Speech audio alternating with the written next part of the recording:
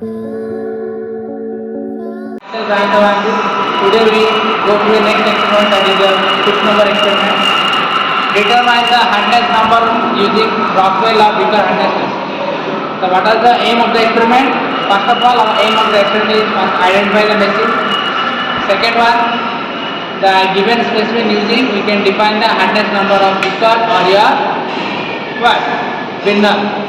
Or where experimental is there, Beaker, Winner, and one is Rockwell. Three things is there, but in our syllabus only Beaker and Rockwell is there. So we can use any one experiment. So first of all identify the machine, then we will go through this. So first of all identify the demonstration on that. So this is your machine which is called as hardness testing machine of Winner and Beaker. Beaker and Winner hardness test machine. So this is the Beaker and hardness Winner test machine. This is your microscope where we will observe.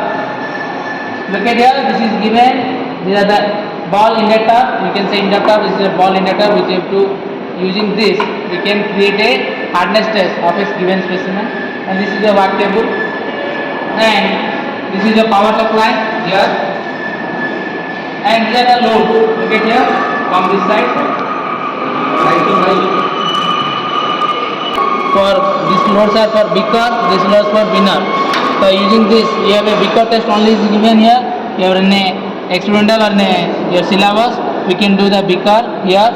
This is the given load is 5, 10, 15, 20, 30, 40, 50, 60, 100, 120. Up to 120 kgf we can derive the load in a hardness by using given specimen. So this is all about here one position.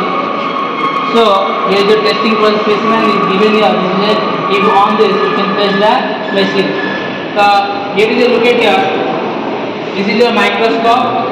There is a 3 scale is given here.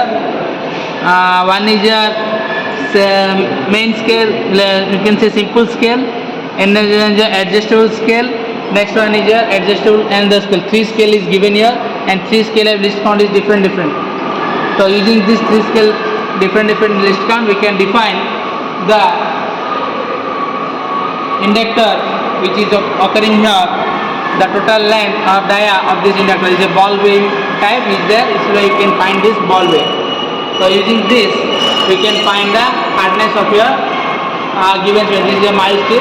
So using this mild steel specimen we can find the hardness here using the different load. So we give some specimen load is given here. When you putting the experiment we can do this. So this is about the demonstration on your Beaker hardness. Then we are going through the procedure. Look at here. This is your specimen we are using in experimental. We can find our experiment. There look at the indenter. By using ball indenter we can define the hardness number. You are getting a toughness here. Look at this. These are the holes. And using this microscope, this is a microscope. And from this microscope we will set this hole.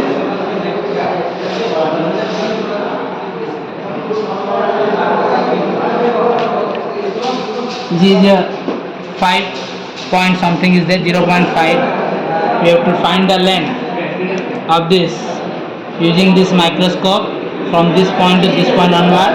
Using this scale we can find the total length, that is your 5 mm. And here is your some extension is there, that is your 0.01 mm. So total D equal to L is your 0.5 plus 0.01, that is your 0.51 mm. We can find from this. This is look at your ball inductor. We can find the D, and we can find the Winner hardness number using that formula 1.854 into load by the D equal to L, that is your L square. So here is a 1.854. The load is creating a load that is a 100 kg. We can say 100 kg. So we have to multiply with 100 by L square, that is your 0.51. So from this we can find the Winner hardness number.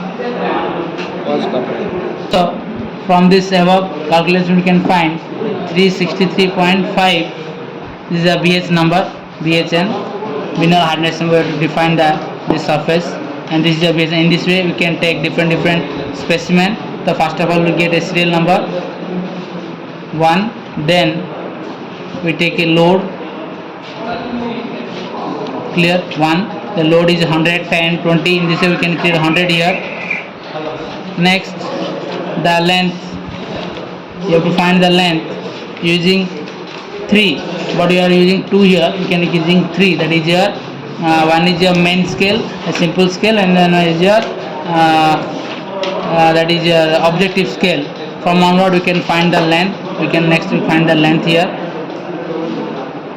in mm, and this is your L, load L, then you will find the beaker hardness number, that is your 363.5. Similarly 1, 2, 3, you have to different load, different men, and then we can find the average of that specimen, the different point. In this way you can find the calculation part of your beacon hardness test number.